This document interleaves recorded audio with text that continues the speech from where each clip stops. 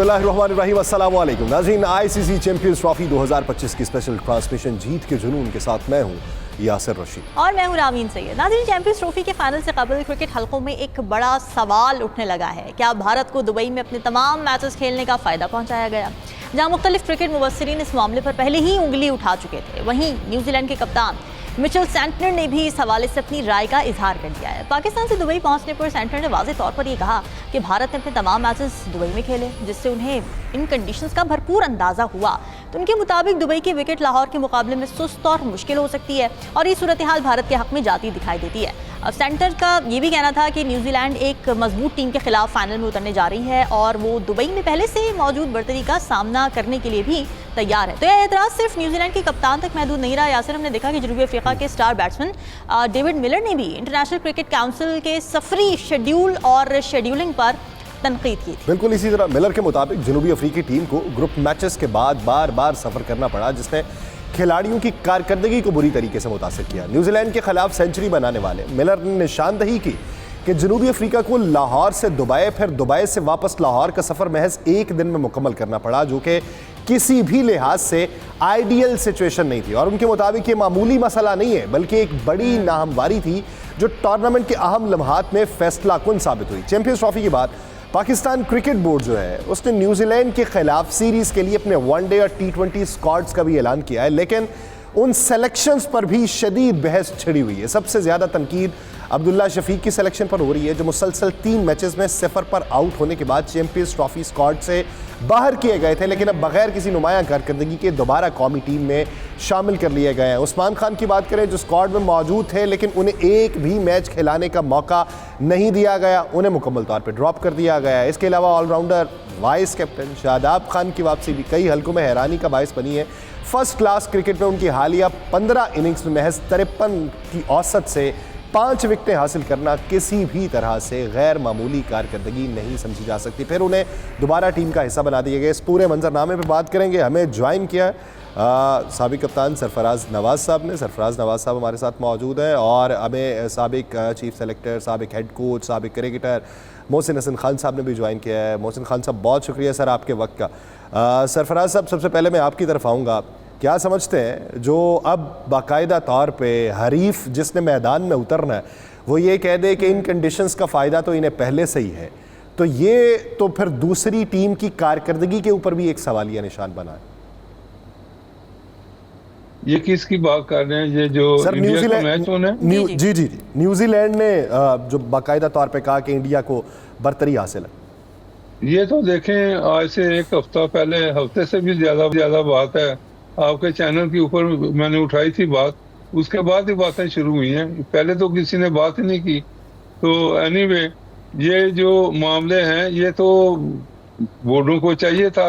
ये उस वक्त सोए हुए थे तमाम क्रिकेट बोर्ड, तो इनके सामने आइटिनरी नहीं रखी गई, और आइटिनरी जब बनी है तो ये मौजूद थे तमाम बोर्ड के ऑफिशियल। तो वहाँ जब अप्रूवल हुई है तो अब ये रोना धोना इन्होंने शुरू कर दिया है। बहरहाल, ये तो 3 वहाँ स्टेडियम हैं, उन तीनों में मैच होने चाहिए थे। बेसिक तो ये है ताकि इंडिया का एक ही ग्राउंड पे रहना ख़त्म हो जाता। तो लेकिन दूसरी तरफ ये तो वाज़ेह है कि इंडिया ने पाकिस्तान नहीं खेलना, इस वजह से जो भी टीम है इंडिया से खेलने वाली ग्रुप में उसको जाना ही वहाँ पड़ेगा। तो इसमें तो मेरा ख्याल है कोई छुपी हुई बात थी नहीं, और वाज़ेह है कि और ट्रैवल भी मेरा ख्याल है कि इतना लंबा नहीं, 2-3 घंटे की जर्नी है। तो ये तो आप ऑस्ट्रेलिया में आप देखें कि अगर आप पर्थ में खेल रहे हैं और मेलबर्न जाना है या सिडनी जाना है तो 5-6 घंटे की फ्लाइट है। तो इस तरह की ये चीज़ें तो दुनिया में चल रही हैं। और उसके बाद फिर ऑस्ट्रेलिया में भी जो तमाम मैचेस होते हैं वो भी 1-1.5 घंटे की फ्लाइट है एक से दूसरे शहर में, तो जहाँ आप खेलते हैं जाके। तो ये मेरा ख्याल है कि इस तरह की चीजें तो इनको यूज टू होना चाहिए। कि सारी टीम्स करती हैं ना उसमें ट्रैवल सरफराज साहब, लेकिन यहाँ पर एक टीम है जो कर ही नहीं ट्रैवल और बाकी सारी टीम्स ट्रैवल कर रही हैं। नहीं, ये तो मैं ये मानता हूँ कि एक टीम को एडवांटेज तो बहुत ज्यादा है कि he is used to the atmosphere, climate, और उसके बाद फिर पिच के यूज टू हैं, देन प्रैक्टिस कर रहे हैं, स्टेडियम का उनको तमाम पता है, और हर चीज का उनको बहुत ज्यादा तजर्बा है किसी भी टीम से। तो लेकिन ये तो देखें मामले चलते हैं, होम टीम समझ लें ये होम टीम है, सही तो बात है। दूसरी अवे टीमें हैं उसके, और उनको जाके अवे जाके वहाँ मैच खेल रहे हैं। तो अब ये मेरा ख्याल है कि ये मामला तो अब हो चुका है, तो आइंदा के लिए ये सोचें कि ऐसे जो आइटिनरी बने उसके ऊपर ये पहले से बात करें ना। अब बिल्कुल, अब ये आपने एक होना नहीं अच्छा चाहिए। नुक्ता उजागर किया है और ये वक्त के साथ साथ ही बहुत सारे लोगों को रियलाइज़ हुआ है। मोहसिन हसन खान साहब, सर अगर देखा जाए तो दुबई की पिचेस जो हैं वो स्पिनर्स के लिए ज़्यादा साजगार हैं, जबकि लाहौर में सीम बॉलर्स को जो था वो ज़्यादा कामयाबी मिलते हुए हमने देखा। तो क्या आप समझते हैं कि भारत का तमाम मैचेस दुबई में खेलना स्पिन अटैक को भी मजबूत रखने की एक प्लानिंग थी? देखिए, यासिर सरफराज नवाज ने तकरीबन इस चीज को अच्छी तरह डिटेल में बताया है। मैं इस पे एक बहुत जरूरी बात कहूंगा, ये लोग पहले क्यों नहीं बोले जब ये सारा शेड्यूल बना? जब जो बोलने लग शुरू हो गए हैं कि इंडिया सारे मैचेस वहाँ खेल रहा है, क्या पहले से नहीं पता था कि इंडिया के सारे मैचेस दुबई में हैं? और दुबई की विकेट जो है बहुत बड़ी डिफरेंस तो नहीं है लाहौर में और उसमें, लेकिन है डिफरेंस वहाँ पे। लाहौर की पिच जो है बिल्कुल एक परफेक्ट बैटिंग विकेट बन जाती है, दुबई में नहीं है ऐसा। वहाँ बॉल टर्न भी होता है, थोड़ा गेंद फंसता है। तो ये तो सबको पता था। ये लोग कोई मिनोज थोड़ी उठ के आए, ये दुनिया की टॉप 8 टीम्स खेल रही हैं इसमें, और दुनिया के 8 टॉप क्रिकेट बोर्ड्स खेल रहे हैं। पहले क्यों नहीं बोले? अब हारना शुरू हुए हैं तो ये बातें कर रहे हैं। मैं इस बात से बिल्कुल एग्री नहीं करता हूँ। पहले बात तो मैं एग्री नहीं करता था कि पूरा चैंपियंस ट्रॉफी पाकिस्तान में होनी चाहिए थी। नहीं हुई, क्या वजूहात है उससे हम नहीं जाएंगे, और वजूहात तो पता है सबको, लेकिन वो डिटेल बात नहीं जाते। लेकिन मैं ये कहूँगा कि अब क्यों ये सवाल उठाया जा रहा है? पहले उठाना चाहिए था कि नहीं जी, हम दुबई में सारे मैचेस नहीं खेलेंगे। तो ये I think it's too late for that. लेकिन मोहसिन साहब, यहाँ पर एक और पॉइंट भी जो सरफराज साहब ने बोला कि अगर तो आपने पाकिस्तान नहीं आना था और अगर आपने यूएई में एक वेन्यू डिसाइड कर लिया कि हमने यहाँ पर खेलना है, तो वहाँ पर भी तो वैरायटी ऑफ ग्राउंड्स दिया जा सकता था, वैरायटी ऑफ स्टेडियम्स रखा जा सकता था, वहाँ पर भी एक ही स्टेडियम का इंतखाब करना। देखिए, मैं इस पर बात कहूँगा, मुझे तकलीफ से मैं बात कह रहा हूँ, बड़े दुख से मैं ये बात कह रहा हूँ। आपने एक्सेप्ट क्यों किया कि आप नहीं पाकिस्तान आएंगे? मैं आपको यकीन से कह रहा हूँ कि अगर मैं उस पोजीशन में होता तो मैं मेक श्योर करता कि इंडिया चैंपियंस ट्रॉफी खेलने पाकिस्तान आए, और अगर नहीं आती तो फिर इंडिया चैंपियंस ट्रॉफी में नहीं होगी। उसके रिपरकशंस बड़े सीरियस होते आगे, लेकिन फेस करना पड़ेगा। कभी तो आपको फेस करना पड़ेगा।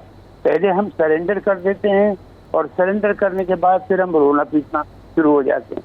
क्यों आपने एक्सेप्ट किया कि वो यहाँ से ना खेले? आपको कहना चाहिए था यहाँ पाएंगे और यहाँ के। और मोहसिन साहब, सिर्फ हमने सरेंडर नहीं किया, बाकी भी बोर्ड्स ने सरेंडर किया, क्योंकि अब रोना धोना कर रहे हैं ना। जैसे इंग्लिश कैप्टन ने भी बोला, अब न्यूजीलैंड के कैप्टन भी बोल रहे हैं कि इंडिया को तो एडवांटेज है। भाई, जब आपके बोर्ड्स बैठे थे उस मीटिंग में जिसमें हाइब्रिड मॉडल पर डिसीजन हुआ, तो आपने क्यों नहीं उस पर कोई एतराज उठाया? नहीं, देखिए, मैं आपको मैं बताऊँ रहमीन के होस्ट पाकिस्तान की इस चैंपियंस ट्रॉफी का सबसे बड़ा इस बात का जो वो जाता है, जिम्मेदारी जाती है पाकिस्तान क्रिकेट बोर्ड पे जाती थी, बिकॉज हम होस्ट हैं। कि पाकिस्तान ये क्या कहला रही है? एक चैंपियंस ट्रॉफी पाकिस्तान कहला रही है। ये चैंपियंस ट्रॉफी दुबई या पाकिस्तान नहीं कहलाई जा रही। दूसरे बोर्ड को बिल्कुल नहीं मानना चाहिए था। मैं आपसे एग्री करता हूँ, 100% एग्री करता हूँ, और अब शोर मचाने की कोई जरूरत नहीं है। लेकिन शुरू में ये बात होनी चाहिए थी।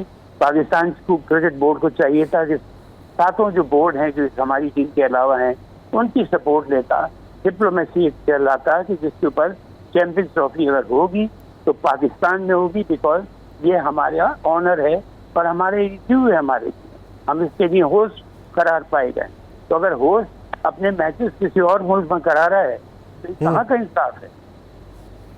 या नुक्ता तो है, और इस नुक्ते के ऊपर इब्तदाई तौर पे बात होती, इब्तदाई तौर पे गौर-व-खोज होता तो वो ज़्यादा बेहतर होता। लेकिन यहाँ पे एक प्रॉब्लम ये भी है ना कि प्रिंसिपल्स ज़्यादा इंपॉर्टेंट हैं आजकल के क्रिकेट में और आजकल की पॉलिटिक्स में, या फिर पैसा जो बीसीसीआई के पास है और लॉबिंग की इम्पोर्टेंस, उसमें क्या हम पीछे रह गए हैं? हम पीछे रह गए? हम कभी आगे आए ही नहीं, तो पीछे रहने की बात ही बहुत। तो वही बात है ना, फिर सिक्का तो उसी का चलता है। सरफराज साहब, सर अगर हम अपने गिरेबान में झांकें, अगला न्यूजीलैंड का टूर, हमारे स्क्वाड का ऐलान, जिस हद तक उस पर तनकीद और उंगलियां उठाई जा रही हैं, क्या समझ रहे हैं कि किस हद तक सही उंगलियां उठाई जा रही हैं? यासर ये मुझे बताओ कि ये हमारा गिरेबान है भी नहीं, है भी कि नहीं? गिरेबान होगा तो झांकेंगे ना। अच्छा, गिरेबान ही नहीं, ठीक है। चले सर, मैं किसी ये और के कहूंगा गिरेबान कि- में किसी और के गिरेबान में झांक लेते हैं ताकि हमें पता हो गया हमारे पास क्या है। चले ये ऐसे कर लेते हैं। तो ये देखें, टीमें तो अनाउंस कर दी हैं, उसमें काफी ऑब्जेक्शन शुरू हुए हैं। उससे पहले अब आप देखें जेसन गैलेक्सी, उसका इशू कल जो तमाम चैनलों पे चल रहा था, आकब जवेद ने कोई सही चीजें नहीं बताई और उसने कॉन्स्पिरेसी की है कि गैलेक्सी को सारी चीजें नहीं बतानी और नहीं करना। और उसको साथ में उसने sack सिर्फ करवा अपनी दी। बात नहीं की, उसने गैरी क्रिस्टन की भी बात की। उसने कहा जी हम दोनों के खिलाफ हजाराई और लॉबिंग की इन्होंने। तो ये देखे ना, बोर्ड कहाँ सोया हुआ था, तो बोर्ड को नहीं पता था कि क्या करना है, क्या कॉन्ट्रैक्ट होते हैं और कॉन्ट्रैक्ट में जो चीजें साइन है, और हेड कोच जो बने हुए हैं उनको तो हर चीज का मालूम होना चाहिए, हर चीज उनके हाथ में होनी चाहिए। They are going to run the show. तो उसमें तो आप देखें, Aqib Javed is doing everything. तो ये जो एंट्री की है, इसमें तो चेयरमैन साहब आप खामोश होंगे। मैं रिक्वेस्ट करता हूँ चेयरमैन साहब को कि इसके ऊपर तो कोई बयान दे ना, कि ये जो चीजें हुई हैं इसमें कितनी सदाकत है, क्या बात है। अगर ऐसी चीज है तो फिर आकब के खिलाफ कोई एक्शन होगा नहीं होगा। तो ये मैं कहूँगा कि इसकी इंट्रीगें जो चलती हैं इस तरह प्लेयरों के बीच में भी चलती हैं। अब आपको इधर मैं ले आता हूँ कि वाइस कैप्टन ने अनाउंस कर दी है। अब वाइस कैप्टन अनाउंस करने की जरूरत है क्या?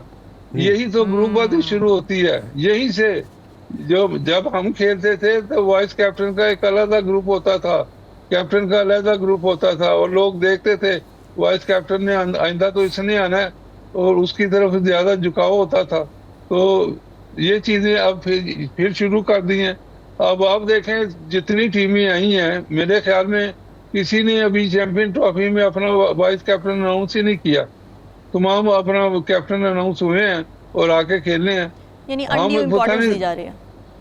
हम दुनिया में पता नहीं कोई अनमोल चीजें क्यों करते हैं कि ये वाइस कैप्टन भी अनाउंस कर दे, ये भी कर दो। उसके बाद फिर अब एक आपने कैप्टन चुना है, ये अपना रिजवान, अब उसको ओडीआई में रखा है, T20 से निकाल ही दिया बिल्कुल। और भाई ये ऐसे नहीं चलता, ऐसे टीमें नहीं बनती। टीमें बनती हैं, एक कंसोलिडेशन होनी चाहिए आपके कैप्टन के पास, और उसके बाद फिर नीचे टीम के जो प्लेयर हैं उसमें आधे इधर आधे उधर वाला मामला नहीं है। तकरीबन मेरा ख्याल है कि 3 से 4 या 5 प्लेयर से ज्यादा चेंजेस होने नहीं चाहिए। तो वो भी मेरा ख्याल है कि अब फरीदी को T20 में कर दिया, नसीम शाह को ओडीआई में कर दिया। ये मतलब कॉम्बिनेशन आपका बनेगा कैसे? और उसके बाद यही तो सवालात है कप्तान जी, जिसके ऊपर तमाम लोग महवे हैरत हैं, गुश्त बदंदा है कि हुआ क्या है। मोहसिन हसन खान साहब, सर ये जो नुक्ता एक सरफराज नवाज साहब ने उठाया कि वाइस कैप्टन की तरफ झुकाव ज़्यादा हो जाता है, लेकिन सर हमारे यहाँ पे शॉर्ट टर्म या फिर तजर्बाती मॉडल के ऊपर जो लाए जाते हैं कैप्टन्स, उनकी अहमियत क्या होती है? उनकी गिरफ्त कितनी मजबूत हो सकती है टीम के ऊपर, या वो कितने काबिल एतमाद या पुर एतमाद हो सकते हैं कि जिससे ये ना पता हो कि इस सीरीज के बाद पता नहीं मैं कप्तान हूं भी या नहीं? देखिए, मैं सीधी सी एक बात कहूँ, जहाँ पे मेरिट नहीं होगा, सिंसेरिटी नहीं होगी, ऑनेस्टी नहीं होगी, वहाँ पे ये प्रॉब्लम्स खड़ी होगी। हमारी क्रिकेट को सबसे बड़ा जो धचका लगा है, हमारी क्रिकेट इतनी नीचे गई है कि सिस्टम को बिल्कुल एब्रप्ट कर दिया गया। कैप्टनसी, जैसे अभी सरफराज नवाज कह रहे थे, देखिए सरफराज नवाज ने पाकिस्तान क्रिकेट की बहुत खिदमत की है, बहुत सालों तक की है। मैंने भी अल्लाह के फजल से की है, और एज ए प्लेयर भी की है, चीफ सेलेक्टर भी की है, हेड कोच भी की है, सरफराज ने भी इसी तरह से की है। हम लोग का थोड़ा बहुत आइडिया है कि क्या चीज़ किस तरह होनी चाहिए, लेकिन जब चीज़ें ऑर्डर में नहीं होती हैं तो पूरी टीम डिस्टर्ब हो जाती है। अब भाई सलमान लड़का है, मुझे कोई इस पर इतराज नहीं है, वो अच्छा है। जो अभी शादाब की बात कर रहा हूँ, आप उसको इतने अरसे के बाद बाहर निकालने के बाद कोई ये नहीं कि कोई इंजर्ड हो गए थे या उनको रेस्ट दिया गया था। बाहर निकालने के बाद आप उनको वापस लेके आते हैं और वाइस कैप्टन बना देते हैं। आई मीन क्या लॉजिक है इसके पीछे? फिर टीम कॉम्बिनेशन जो बता रहे हैं, अभी सरफराज ने भी जिक्र किया, कौन सा प्लेयर कहाँ डाल दिया है, कौन सा प्लेयर कहाँ डाल दिया है। टीम कॉम्बिनेशन बहुत जरूरी होता है कि वनडे की रिक्वायरमेंट अलग होती है, T20 की अलग होती है, टेस्ट मैच की अलग होती है। लेकिन इन चीज़ों को अगर इग्नोर किया जाएगा, मैं आपको सच बात कह रहा हूँ, देखिए मैंने अपने मुल्क की बड़ी मुहिब्बे वतन के साथ अपने मुल्क की खिदमत की है और सरफराज नवाज। पहली बात तो आप मुझे जो आप कोचेस की बात कर रहे थे, आपको बाहर का कोच लाने की जरूरत क्या है? कि पाकिस्तान ने world class fast bowler, world class batsman, world class spinner, world class हर किस्म के प्लेयर्स पैदा किए। आपको बाहर देखने की जरूरत क्या है? आपको पाकिस्तान में सब कुछ मौजूद है। नंबर 1, हाँ हर प्लेयर अच्छा कोच नहीं हो सकता, मैं इससे नहीं कह रहा हूँ, लेकिन हमारे पास सारा ही मटीरियल है। तो ये सारी चीजें जब होती हैं, और सबसे बड़ी बात जो मैं फिर आपसे रिपीट कर रहा हूँ इस बात को, जहाँ पे ऑनेस्टी और सिंसेरिटी और नेकनियती नहीं होगी, वहाँ पे ये प्रॉब्लम्स आएंगी। और रिजवान को बतौर कैप्टन हटा देना T20 से, इस डिसीजन को आप किस तरह देख रहे हैं? क्या इसकी ज़रूरत थी? बिल्कुल ज़रूरत नहीं थी। देखिए ज़रूरत, आप एक कैप्टनसी को जिस तरह प्लेयर को आप एक कंसिस्टेंसी देते हैं, इस तरह आप एक कप्तान को भी देते हैं। हाँ, कप्तान के ऊपर अगर ऊंचा नीचे वक्त आता है, देखिए बोर्ड का काम है या क्रिकेट बोर्ड का है कि अगर कोई प्लेयर गिर रहा है तो उसको उठाएं, ये नहीं कि गिरे हुए को और मार देने से। आप इस टाइम चाहिए था उठा के, और आपने पहले भी अगर बाबर के साथ आपने क्या किया, अंदर ला रहे हैं बाहर निकाल रहे हैं, अंदर ला रहे हैं बाहर निकाल रहे हैं। आप तो प्लेयर से कॉन्फिडेंस छीन लेते हैं, इस तरह से कप्तान से भी आप कॉन्फिडेंस छीन लेते हैं। तो कंसिस्टेंसी बहुत जरूरी है, और मैं ऑनेस्टली मैं इस बात को बहुत जोर दे के फिर रिपीट कर रहा हूँ, नेक नियति नहीं होगी। और देखिए ये आपके और मेरे घर की टीम नहीं है, ये पाकिस्तान की टीम है, ये 25 करोड़ आवाम की टीम है। उसका ख्याल करके हमें ऐसे हर स्टेप उठाना चाहिए। ठीक है, यानी नेक नियति और मुस्तकिल मिजाजी, ये वो हार हैं जो जिनकी कमी इस वक्त महसूस हो रही है, और अगर ये कमी दूर कर ली जाए तो फिर कोई और चीज़ की ज़रूरत पेश नहीं आती। एक ब्रेक लेते हैं, ब्रेक के बाद वापस आएंगे नाज़रीन, इसी के ऊपर बात करेंगे।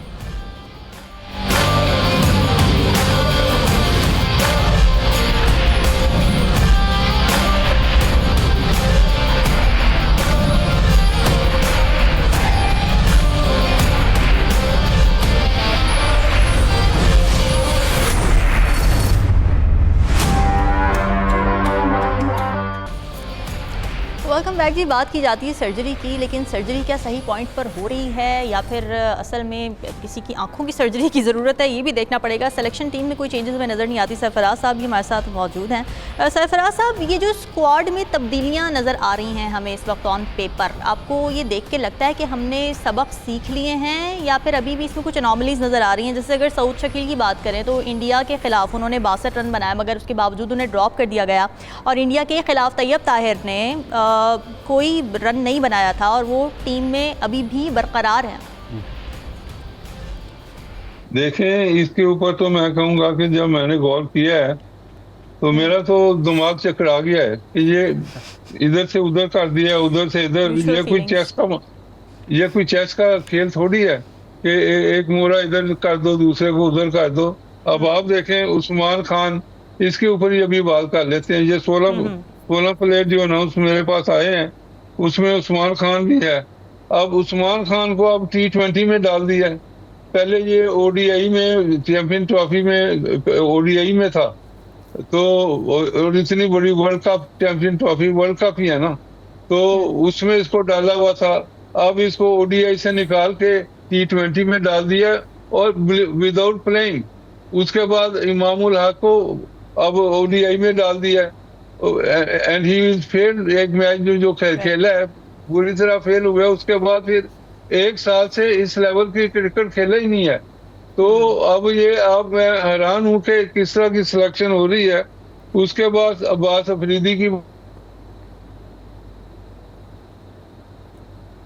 सरफराज साहब से राबिता दोबारा बहाल करते हैं। सरफराज साहब से राबिता मुनक़ता हुआ है। मोहसिन साहब, सर आप चीफ सेलेक्टर भी रहे, आप हेड कोच भी रहे, सिलेक्शन और सिखाना दोनों जो चीज़ें हैं अगर उसका कॉम्बो मौजूद हो तो फिर ज़्यादा तजुर्बाकारी होती है और तज्जिया भी अच्छा हो सकता है।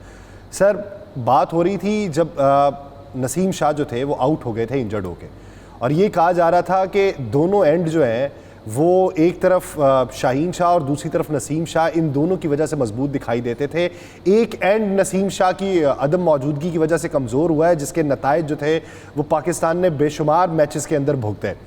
अब जाके एक को एक फॉर्मेट में रख देना, दूसरे को दूसरे फॉर्मेट में रख देना, ये कहाँ की तजर्बाकारी है, ये कहाँ की मंतिक और मसलहत है? आपको खुद ही कॉन्ट्रडिक्ट करते हैं। बिल्कुल आपने सही कहा, बिल्कुल क्या, और आपने भी यमीन सही कहा कि खुद ही कॉन्ट्रडिक्ट करते हैं। और देखिए यासिर, आप सिलेक्शन जब तक मेरिट पे नहीं होगा, यकीन कीजिए कभी भी सही कॉम्बिनेशन नहीं बन पाएगा। और मेरिट का मतलब ये है कि डिजर्विंग लड़का। पहली बात तो आप ये जनरल इंप्रेशन दें पाकिस्तान के हर क्रिकेटर को, खासतौर पे यंग लड़कों को, कि बेटा तुम जब परफॉर्म करोगे तो मेरिट पे आओगे, तुमको जरूर लिया जाएगा। सिफारिश पे टीम नहीं बनेगी कि किसी को जब चाहे सिफारिश से उठा के बेचारे डिजर्विंग लड़के को। हमारे यहाँ बहुत से गरीब लड़के जो इतने टैलेंटेड हैं और जो हैं इंटीरियर से, नहीं उनको लिया जाता बिकॉज उनके पास रिसोर्सेज नहीं है, तो उनके पास सोर्स नहीं है जो उनको लिए क्या है। ये सबसे बड़ी बुराई है। दुनिया में जितनी क्रिकेट संभली है, आपको पता है इंग्लैंड में भी, ऑस्ट्रेलिया में, न्यूजीलैंड में, साउथ अफ्रीका में मेरिट बड़ा काउंट करता था। साथ वाला हमारा मुल्क है, उसकी टीम में क्यों इम्प्रूवमेंट आए? उन्होंने मेरिट पे काम करना शुरू किया। उन्होंने सिर्फ ग्राउंड नहीं बनवाए, उन्होंने अपनी क्रिकेट को भी बनाया। क्रिकेट के साथ साथ उन्होंने मेरिट उस पर रखा। जूनियर लेवल से लेके टॉप लेवल तक उन्होंने हर क्रिकेट को मेरिट के ऊपर रखा, जिसकी वजह से आज आप उनकी क्रिकेट देखिए कितनी ऊपर चली गई है। मुझे पाकिस्तान क्रिकेट कोई छोटा नाम नहीं है। पाकिस्तान क्रिकेट दुनिया की टॉप क्रिकेटिंग टीम्स में आता था। मैं फख्र से बात कह सकता हूँ, सरफराज नवाज जैसे प्लेयर और दूसरे प्लेयर्स, हमारे ग्रेट प्लेयर्स, और जिसमें हम लोग भी सब खेलते थे, अल्हम्दुलिल्लाह हमने पाकिस्तान का नाम बहुत इज्जत से रोशन किया है। और एक बात मैं और यहाँ कहता जाऊँ यासिर और यमीन, दोनों आपको मैं कह रहा हूँ, आप लोग वंडरफुल होस्ट हैं, सारे कुछ हैं, आप लोग सवाल भी जबरदस्त कर रहे हैं। ये जो 90s के बाद जो टीम में करप्शन आई है ना, इसने हमारी क्रिकेट को बहुत बर्बाद किया है। 90s के प्लेयर्स के जो जाने के बाद, इनके आने के बाद जब इन्होंने पूरे आ गए थे, इन्होंने जो करप्शन शुरू की टीम में, इसकी वजह से हमारी क्रिकेट बहुत नीचे गई। नॉट ओनली खेल के हवाले से भी नहीं, रेपुटेशन के हवाले से। आपको पता है 2-3 कोचेज ने तो बाहर, मुझे शर्म आई थी, डूब मरने का मुकाम था कि उसको कहा गया था कि तुम पाकिस्तान टीम का कोच क्यों नहीं अप्लाई करते। उसने कहा मैं मैच फिक्सर्स का कोच नहीं बनना चाहता, मैं जुआरियों का कोच नहीं बनना चाहता। जस्ट इमेजिन कि कुछ लड़कों ने, इसमें सब नहीं है, कुछ हैं ये 10, 12, 15 जिन्होंने पूरी पाकिस्तान की क्रिकेट को और पाकिस्तान का नाम बदनाम किया है। तो मेरिट नहीं है, ये सिफारिशें चलती हैं, आपके एक सिस्टम नहीं है, जिसकी वजह से हमारी क्रिकेट ने बहुत सफ़र किया है। मैं ऑनेस्टली कहता हूँ, मैं गारंटी से कहता हूँ, सरफराज नवाज जैसे प्लेयर और उसके बाद हम लोग जब थे, हम खून के आंसू रोते हैं ये देख के कि हमारी क्रिकेट कहाँ से कहाँ चली गई।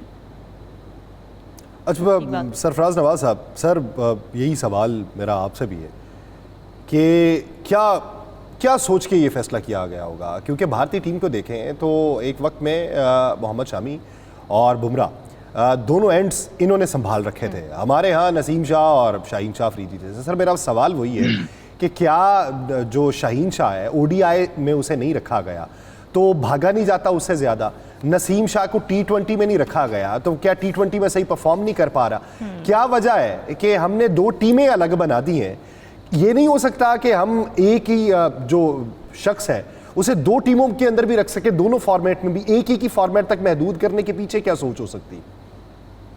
देखें, इन्होंने इन एक्सपीरियंस जो 2 प्लेयर हैं, ये आपको मैं बता दूं, इरफान खान, इसको दोनों फॉर्मेट में रखा है। उसके बाद आपके पास आ गया मोहम्मद अली, इसको दोनों फॉर्मेट में रखा है। तो ये तो इनका अपना तरीका इन्होंने किया हुआ है। कि और क्या मोहम्मद करना है अली भी क्या नहीं। सरफराज साहब, मोहम्मद अली भी वो हैं जो कि 4 टेस्ट जिन्होंने खेले उसमें 6 विकेटें ली हैं और फिर उनको ओडीआई और T20 में शामिल कर लेना, is that a wise decision? क्या उनको मौका दिया जा रहा है? क्या आप सोच हो सकती है इसके पीछे भी? बस यही तो मैं कह रहा हूँ, अहमद जमाल जिसको इन्होंने बड़े शुरू में पुल बांधे कि बड़ा जबरदस्त ऑलराउंडर आ गया है, उसको इन्होंने देखे किसी टीम में नहीं डाला। ऑलराउंडर उसको कहते हैं, इसके अलावा इनके पास ऑलराउंडर है ही कोई नहीं। तो उसको किसी टीम ने ना T20 ना ODI तो कहीं भी नहीं डाला।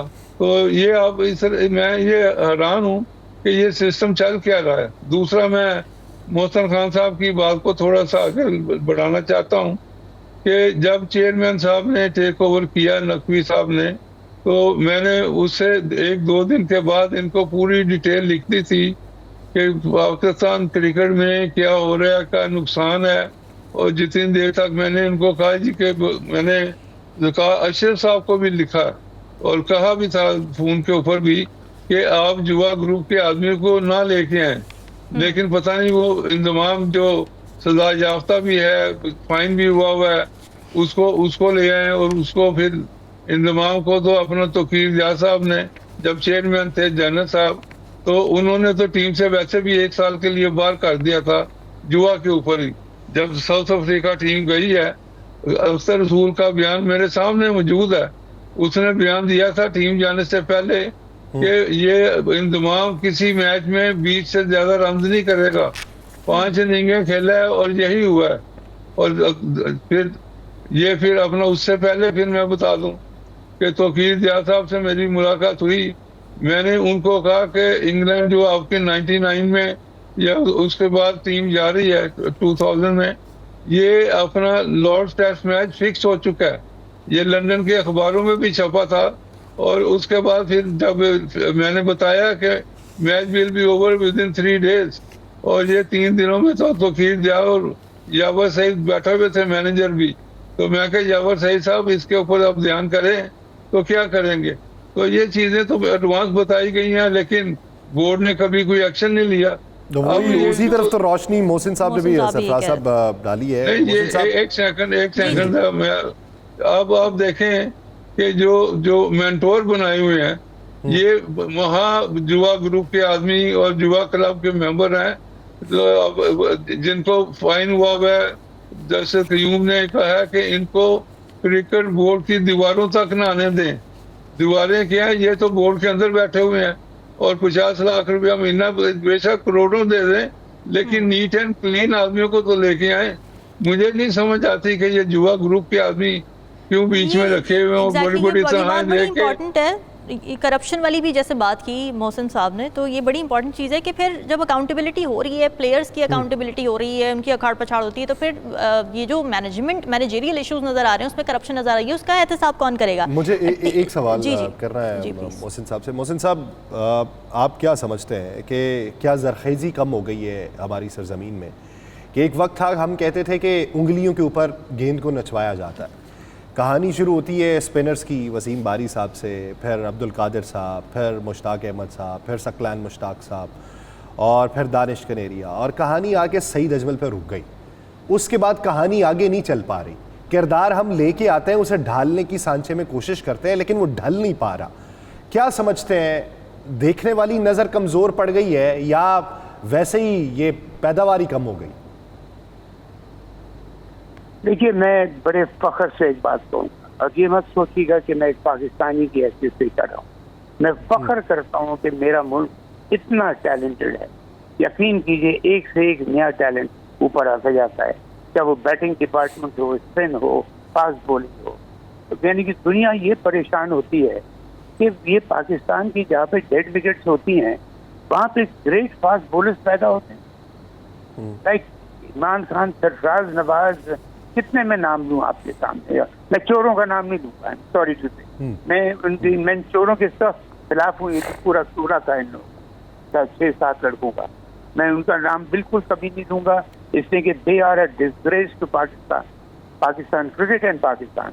और स्पिन की जब आपने बात की, एक से एक स्पिनर हमारे पास आ रहा है, सबसे आ रहा है। अब्दुल कादिर भी था, उसके बाद मुश्ताक भी आया, सकलैन भी आया। क्या जबरदस्त स्पिनर्स हमारे पास। अभी आप मिसाल में आपको देता हूँ, आपने 2 टेस्ट मैच या टेस्ट मैच को साजिद खान को आप लेके आए, नोमान को लेके आए, उन्होंने आपको टेस्ट मैच जिता दिया। आपने साजिद, मैं कहता हूँ कि अगर आपको चैंपियंस ट्रॉफी में New Zealand, England, south Africa, Australia 3-3, 4-4 spinner लेके आ रहा है अपने स्क्वाड में पाकिस्तान की कंडीशंस को देखते हुए कि यहाँ पे फास्ट बॉलर का कामयाबी होती है, इतनी नहीं होती, लेकिन स्पिनर का काम बड़ा इम्पोर्टेंट है। एक स्पिनर मुश्किल आपकी टीम में, मुश्किल से दूसरा होता है, वो भी पार्ट टाइमर होता है, दूसरे जेन्युइन स्पिनर लेके आते हैं। या तो हमारे पास वो नहीं, वो साजिद खान, अगर मैं कहता हूँ चलिए आपको चैंपियंस ट्रॉफी में, मतलब कि चैंपियंस ट्रॉफी के लिए मैं ये जरूर कहूँगा, यासिर मेरे हिसाब से ये दुनिया की सबसे बड़ी चैंपियंस क्रिकेट की टूर्नामेंट है, बिकॉज दुनिया की बेस्ट 8 टीमें खेल रही होती हैं। और आप जब यहाँ पे देख के आए तो साजिद खान को अगर आप लेते टीम, इतना जबरदस्त वो क्रिकेटर है, ऑफ स्पिनर है, बैटिंग यूजफुल ऑलराउंडर है, फील्डर कमाल का है, पैशनेट है, और देखिए टीम में जज्बा बहुत जरूरी होता है टीम को उठाने के लिए। तो ऐसा लड़का है कि अपनी टांग तोड़वा ले डाइव मारने के लिए, कैच पकड़ने के लिए। ऐसे लड़के कितने हैं आपके पास? गिरते हैं, जरा सा गिरते हैं तो टांग पकड़ के बैठ जाते हैं, हाथ पकड़ के बैठ जाते हैं। फिटनेस की कमी, आई एम सॉरी टू से, फिटनेस के ऊपर बिल्कुल ध्यान नहीं दिया जा रहा, और क्रिकेट जितनी तेजी से ऊपर जा रही है, so many departments that we have to work on. हम तो इसी में उलझ जाते हैं कि कहाँ कहाँ पर काम करने की ज़रूरत है। स्पिन डिपार्टमेंट की बात हो रही है सरफराज साहब, लेकिन साथ ही पाकिस्तान को जो एक कमी महसूस होती है वो लोअर ऑर्डर में हिटर की ज़रूरत बहुत ज़्यादा महसूस होती है। अगर हम ऑस्ट्रेलिया की बात करें तो उनके लिए काम मैक्सवेल करते हैं, फिर इंडिया की बात की जाए तो जाडेजा, अक्षर पटेल है, हार्दिक पांड्या आखिर में आके बहुत अच्छे शॉट्स खेलते हैं। फिर हमने साउथ अफ्रीका के खिलाफ देखा डेविड मिलर, उन्होंने साउथ अफ्रीका के लिए काम किया, बट पाकिस्तान ने बहुत सारे एक्सपेरिमेंट्स किए। खुशदिल शाह को हमने देखा, इफ्तिखार अहमद को हमने देखा, इसके अलावा मोहम्मद आसिफ रहे हैं, इससे पहले फ़हीम अशरफ, लेकिन बहुत ज़्यादा कामयाबियाँ इसमें मिली नहीं है। क्या इरफान खान नियाजी का अच्छा मुतबादिल हो सकते थे लोअर ऑर्डर में हिटर के तौर पे? देखें, गलतियों पे गलतियां, मैसअप जो किया जा रहा है, अब मजीद मैसअप कर दिया है। अभी जब मोहसिन खान साहब ने बातें की हैं कि टैलेंटेड मुल्क है इन स्पोर्ट्स, उसके बाद ये जो स्पिन बॉलिंग है इसको आपने क्यों नहीं अपना लेके आए? और ये तो पहले दिन से मैं बात कर रहा हूँ कि स्पिनर के बगैर पाकिस्तान की जो टीम स्पिनर के बगैर आई है, इसके पीछे पता नहीं किसका हाथ है। Must be something wrong there के ये जो नॉन किसका हाथ है सर? सरफराज साहब, सिलेक्शन कमेटी का हाथ है, उन्होंने अप्रूवल दी है ना, तो वो तो हमें पता है कि कौन है, तो क्यों नहीं फिर कोई एक्शन? नहीं, लेकिन कैप्टन को भी तो एक्शन करना चाहिए था ना, कि इतना तजुर्बा है हमारा। अब ये अंदर की बातों का तो हमें तजर्बा हो गया है कि बाख्तियार नहीं है, इसलिए जो अपना आकब साहब ने कहा है, और 2 चूसनी वाले जो मैं बता रहा हूँ पहले दिन से पहलवान बैठे हुए हैं, अपना शफीक और अजहर, वो चूसनी लेके बैठे हुए हैं, उनकी जरूरत नहीं कि वो चूसनी निकाले और बोले। और ये मैं इसलिए आकब जवेद को किसी दिन चूसनी की जगह मुतबादिल कोई फीडर दे दें सर। बड़े हो गए। और उसके बाद फीडर भी लेना कोई इतनी अच्छी बात नहीं है। जेसन गिलेस्पी ने जो वाजिया कर दिया है, ये हमारी बातें सच हो रही हैं कि आकब के ऊपर। अब ये जो है, इसके ऊपर मैं बोर्ड से रिक्वेस्ट करूंगा कि आपने जो 5-6 ब्यूरोक्रेट्स रखे हुए हैं, ये अपना कोई आपका सीईओ या जो भी है चेयरमैन साहब, किसी को कहे ना इसके ऊपर आके क्लैरिफाई तो करे। अब आवाम को पता तो चले कि हकीकत है या अपना जैसन गिलेस्पी ऐसे इल्जाम लगा रहा है। तो ये चीजें वैसे क्लियर होनी चाहिए पब्लिक में, क्योंकि पूरी दुनिया में ये छप गया है, तमाम दुनिया के अखबारों में छप गया है कि ये आकब जवेद ने कंस्पिरेसी करके गिलेस्पी को फारिग करवाया। तो ये मैं कहूँगा कि ये जो ग्रुपबाजी है, ये वाज़ेह सामने आ गई है कि आकब ने ग्रुपबाजी प्लेयरों को साथ मिला दिया है, और ये सारी हकीकत सामने अब गिलेस्पी बोल रहा है, लेट बोल रहा है जी। अच्छा, हम तो क्रिकेट वैसे देखते हैं पॉलिटिक्स से तंग आके, मगर क्रिकेट में भी पॉलिटिक्स ही चल रही है। मोहसिन साहब, आप क्या कहेंगे? एक तो ये अगर इस बात पे भी कमेंट करना चाहिए, साथ ही मैंने लोअर ऑर्डर बैट्समैन जो हिटर हमारे पास एक कमी महसूस होती है। आपको जो अब स्क्वाड हमारे सामने आया, आपको उसमें कोई बेहतर मुतबादिल नज़र आए हैं, या फिर अभी भी we don't have a hitter in our lower order? देखिए मटीरियल सारा है, बस मैं आपसे बता रहा हूँ ना, जब तक मैरिज का काम होता है, आपको मैं एक मिसाल देता हूँ, मैं दूर नहीं जा रहा, दूसरी टीमों में भी है। इंडिया के पास नंबर 8 तक बैटिंग है, जिसमें 4 स्पिनर्स हैं, जिसमें 4 फास्ट बॉलर्स हैं, जिसमें बड़े यूजफुल प्लेयर हैं और एक ब्रिलियंट कैप्टन है। ये क्या चैंपियंस ट्रॉफी कब से बात चल रही थी, तैयारी कब से हमें कर देनी चाहिए थी, शुरू कर देना चाहिए, लेकिन तैयारी नहीं है, प्रिपरेशन ही नहीं है कि हमने कॉम्बिनेशन क्या बनाना है, अच्छा उसको लेना है, अच्छा उसको नहीं, उसको ले लो। ऐसे थोड़ी टूर्नामेंट जीते जाते हैं, ऐसे थोड़ी सीरीज जीती जाती है, ऐसे थोड़ी चैंपियनशिप जीती जाती है। आपको पता भी है कि पाकिस्तान में मैच है, तब आप हम आगे किसी बात को जबरदस्ती इग्नोर करें तो अलग बात है। हमको शुरू से पता था कि दुबई में खेलेगी इंडिया, अगर जाके इंडिया आके खेलेगी, और मैं कहता हूँ अगर इंडिया नहीं आती है ना है ऐसी कंटेस्ट, मैं तो इस बात पे यकीन रखता हूँ। ठीक है, अगर आपने एग्री कर लिया है कि वो दुबई में खेलेगी, एग्री कर लिया आपने किसी वजूहत की वजह से, मैं आपको गारंटी देता हूँ कि मैं अगर चेयरमैन क्रिकेट बोर्ड होता, मैं कहता इंडिया पाकिस्तान आके खेलेगी एट एनी कॉस्ट, इसकी चैंपियंस ट्रॉफी हमारी है। लेकिन अगर कोई सीरियस मजबूर है, देखिए पाकिस्तान इंडिया के बीच में एक चीज जरूर है कि ये 2 वाहिद मुल्क हैं जहाँ पे गवर्नमेंट अप्रूवल चाहिए होता है, तो जिसमें कुछ ऐसी बातें होती हैं जो सरफराज नवाज या मेरे टाइप के लोग, हम लोग जो क्रिकेटर्स हैं, तो हम अंदर की बातों को नहीं जानते। ठीक है, हम उसको वो कर देते हैं, लेकिन पता तो था कि वो दुबई में खेलेगी। हम दुबई में कितना खेले हैं, दुबई में इतना खेले हैं कि अपने होम ग्राउंड की तरफ खेलें, उस तरह हमारी प्रिपरेशन होना चाहिए थी कि लाहौर मैच होगा तो किस तरह खेलना है, क्या टीम उतार रही है, दुबई में क्या टीम उतार रही है, ऐसी कोई प्रिपरेशन है ही नहीं। फास्ट बॉलर के लिए मैं बात कहना भूल गया, आपने पूछा था, आपने तो शाहीन तो पहले इंजर्ड कर दिया। शाहीन को 6 ओवर नहीं कर सकता लगातार, जसकीप शाह को आपने इंजर्ड कर दिया, 4 ओवर वो नहीं कर सकता लगातार, उसको मुश्किल पड़ जाती है। दूसरे आपने सर आपके मुताबिक जो 4 ओवर लगातार नहीं कर सकता, उसे T20 से निकाल के ओडीआई में डाल दिया। हाँ, देखिए अब आप सोचिए, आप इस बात को ये सोच बताती है कि क्रिकेट, देखिए आई एम सॉरी टू से, नाम चेयरमैन साहब क्रिकेट जो है अभी पाकिस्तान क्रिकेट बोर्ड के, उनको बड़ी अच्छी, वो बहुत मेहनत से काम कर रहे हैं, उनको समझ, क्रिकेट की समझ होना बहुत जरूरी है।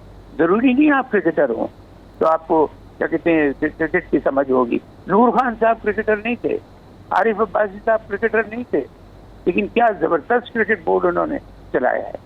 एक कारदार साहब थे हमारे क्रिकेटर, उन्होंने एग्जाम्पल शो किया कि क्रिकेट किस तरह चलाई जाती है। तो क्रिकेटर ने भी शो किया, नॉन क्रिकेटर ने भी शो किया, लेकिन क्यों किया? क्रिकेट की समझ थी। समझ होना बहुत जरूरी है कि मैंने किस तरह से प्लानिंग करके किस तरह सेटअप बनाना है। और खुदारा ये मेरी रिक्वेस्ट है अपने चेयरमैन क्रिकेट बोर्ड से भी, और जो इनके सारे करते धरते हैं, पाकिस्तान टीम एक बहुत ही आउटस्टैंडिंग क्रिकेटिंग नेशन है, उसको नीचे ना जाने दें। ठीक है, और आखिरी सवाल ये कि न्यूजीलैंड का ज़ाहिर है अब हमने दौरा करना है और स्क्वाड हमारे फाइनल हो चुके हैं, तो आपको लगता है कि न्यूजीलैंड के खिलाफ ये स्क्वाड अच्छा खेल सकते हैं, अच्छे चांसेस मिल सकते हैं? लेकिन फिर सवाल ये कि क्या ये कंसिस्टेंट भी रहेगा? क्या गारंटी है कि अगर हम न्यूजीलैंड में अच्छा परफॉर्म नहीं कर पाई ये टीम और ये स्क्वाड, तो क्या फिर चेंजेस हो जाएंगी, यही करते रहेंगे? ये मुझसे पूछा आपने? जी मोहसिन साहब। रामीन, देखिए बात वही हो गई, फिर आपने एक क्वेश्चन मार्क लगा दिया हमने। इस वक्त हमारे पास अगर बैकअप तैयार होता ना, मैं बड़ा बोल नहीं बोल रहा, यहाँ सरफराज नवाज जैसा क्रिकेटर आपके साथ बैठा हुआ, एक पाए का क्रिकेटर पाकिस्तान का, वो गवाह है इस बात का कि जब मैं चीफ सेक्रेटरी था, हेड कोच था, तो हमने 15 का स्क्वाड बनाया, उसके बाद 22 से 24 लड़कों का हमने बैकअप बनाया तैयार करके कि किसी वक्त भी कोई प्लेयर इंजर्ड हो सकता है, बीमार हो सकता है, रेस्ट ले सकते हैं। तो हमारे पास मेन प्लेयर्स का इशू है, बैकअप कहाँ ही हमारे हमसे बनना है। आपने बैकअप अगर यहाँ आपका बैकअप होता, वही बैकअप न्यूजीलैंड के टूर पे जाता, तो उससे और अच्छे नए लड़के निकलते, उसके नताइज और अच्छे निकलते हैं। मोहसिन हसन खान साहब, सर प्रोग्राम को हुआ चाहता है, सर बहुत मशकूर है आपके वक्त देने के लिए। सरफराज नवाज साहब, आपका भी बहुत शुक्रिया। नाज़रीन, कल आपसे मुलाकात होगी और दौरा न्यूजीलैंड के ऊपर बात होगी और फिर जो फाइनल होने वाला है उसके ऊपर बिल्कुल बात होगी। आज के लिए हमें दीजिए इजाज़त।